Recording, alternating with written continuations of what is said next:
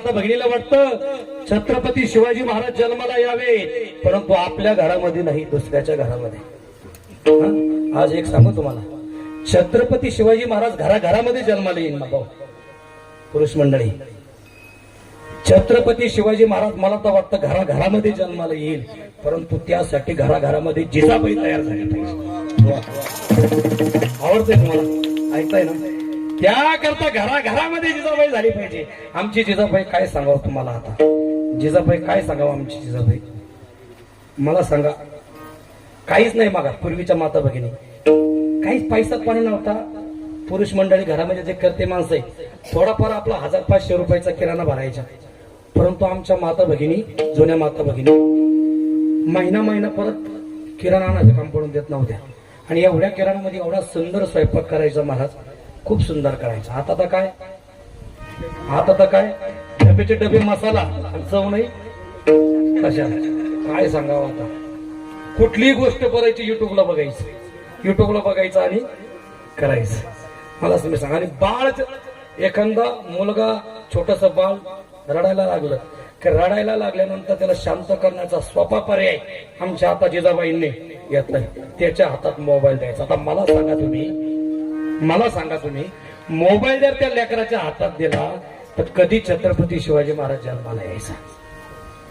अरे छत्रपती शिवाजी महाराज कोणाच्याही पोटी जन्माला यायचं नाही। 450 वर्षापूर्वी माझ्या जिजाबाईला डोहाळे लागले होते।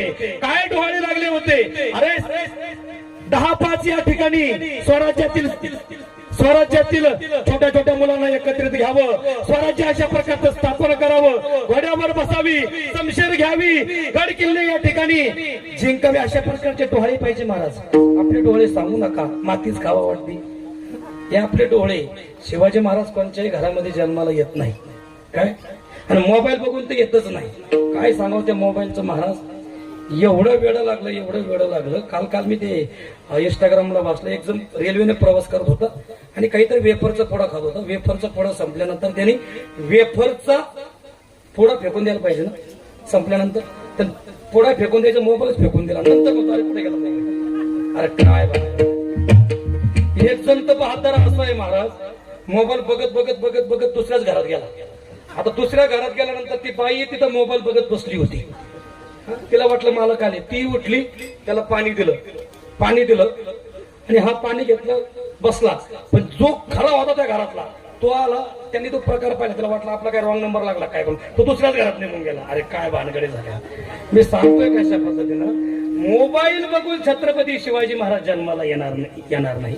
त्यासाठी घराघरामध्ये या ठिकाणी जिजाबाई जन्माला आली पाहिजे, आणि जिजाबाई जन्माला आल्यानंतरच ज्या पद्धतीने शिवाजी महाराजांचा फोटो आपल्याला घरामध्ये दिसतोय, मला सांगायचं तात्पर्य एवढंच होतं की जे रक्त आपल्या ह्या महाराष्ट्रासाठी, स्वराज्यासाठी, हिंदुस्थानासाठी, भारत भूमीसाठी जगतं ना, त्याला गेल्यानंतर देखील हा महाराष्ट्र विसरायला तयार नसतो। सांगण्याचं तात्पर्य असे, गेले महाराज, अनेक देवोधिक गेले, राजे महाराजे गेले, उदंडाची झाले, जन्मुनिया मेले, ओहुनिया गेले, रावरंक झाले, परंतु त्यांचं नाव घेत नाही। सांगायचं तात्पर्य एवढंच आहे, मरणाच्या बाबतीमध्ये वशिला नाही, म्हणून मरणाला कधी विसरायचं नाही। आणि दुसरी गोष्ट, त्या परमात्म्याला विसरायचं नाही। का? कारण तो जर आपल्याला विसरला तर उद्या सकाळी कापसाचे 2 बोळे आपल्या नाकात घातल्याशिवाय आपण राहत नाही।